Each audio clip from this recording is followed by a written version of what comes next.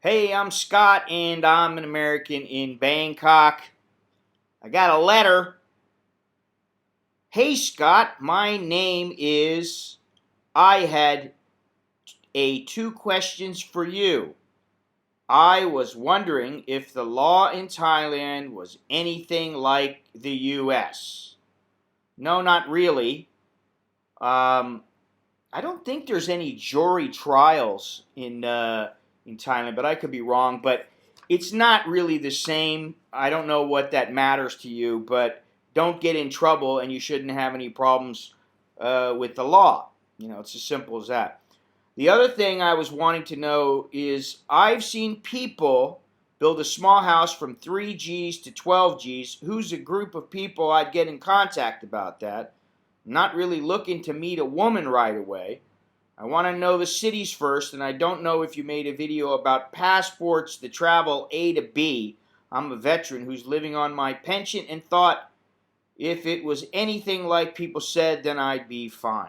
Well, I talked to a guy about this, a very experienced guy here, and I already knew this myself, but I wanted to just to hear what he said. And he said, if you want a house in the village that doesn't have plumbing or electricity, maybe you could have a house for $3,000 to $12,000. Now, $12,000, you're getting closer to the range where you can have an inexpensive house. For 12 grand, yes, you could get a house made out in a village, but if you haven't been here and you don't know any Thai and you don't really know anybody here, forget about it. They're going to rip you off. And if they don't rip you off, what's going to happen is you're going to get even shoddier work than you would expect. So I don't know who you can contact. You need to contact builders here. And I don't know. I mean, I have no idea why you would just decide to. I do have an idea why you would want to live here, because you think it's cheap and you can get a house and for a little bit of money. But really, you need help. You need help from people you can trust.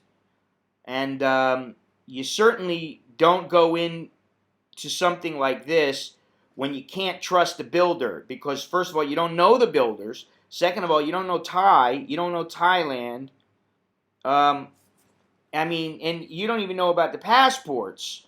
So if I were you, first of all, I would highly recommend either just taking a trip here and getting to know the country for a few months before you even decide to build something, or don't come at all. As simple as that. Now, as far as the video about passports, what I know is that from looking online, because I haven't had a passport aside from getting it extended or getting a replacement rather here in Thailand, is the cost is about anywhere from $105 to like $185.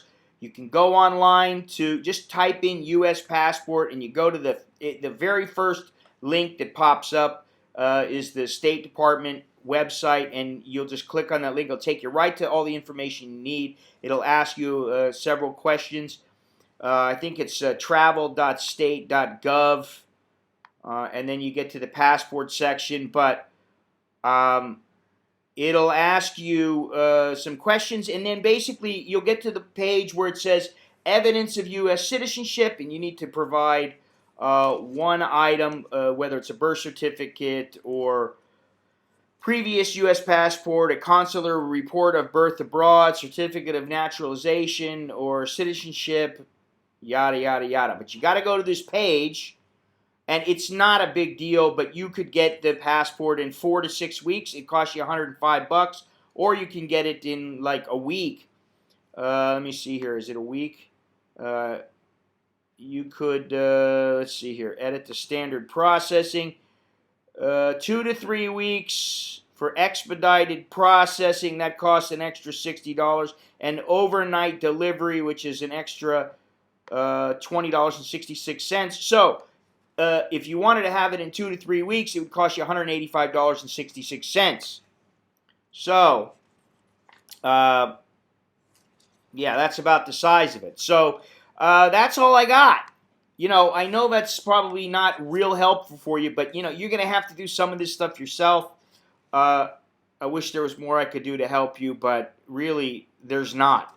As far as a house goes, if you're gonna get something that cheap, well, here's the other thing: you can buy that house, but you're not gonna own the land that it's on. So if you're gonna buy something, you buy a condo. Now, a condo is not going to be 100,000 baht or 400,000 baht.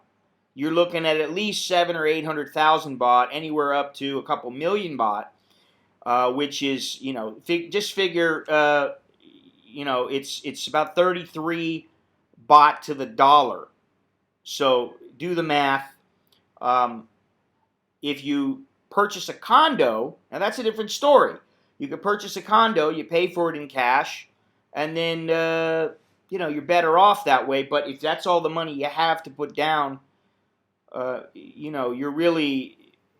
in pretty bad shape, because that's not going to get you much at all. The guy I talked to who bought his house, and I tell you, I haven't bought a house, or we haven't built a house. We already have one in the south. That's one reason. The other reason is that we really don't want to own a house in Thailand. If we own anything, it'll be a condo, and even that, in my opinion, is not a great deal. I don't want to live in Pattaya. I don't really want to live in Bangkok in a condo. And as far as an investment goes, I just don't know. I don't really think it's a great investment. And I've got that feeling. I've had that feeling for a while. And there are various other issues as to why purchasing a condo, which is a long-term commitment, if you got the money to throw away, or you know for sure that you can rent it out to somebody, then maybe that's worth maybe it's worth purchasing a condo. But other than that, I don't think it is. Please click like. Please click share. What else? Go to my website, AnAmericanInBangkok.com. Go to my other website, TheyCallMeFarang.com. That's where you can get my book. I have another book coming out soon. I'm not going to give the name of it, but basically it has to do with the letters that I've received from men wondering what to do in certain situations. Until next time, I'm Scott. I'm an American in Bangkok. Chok di la jerken mai.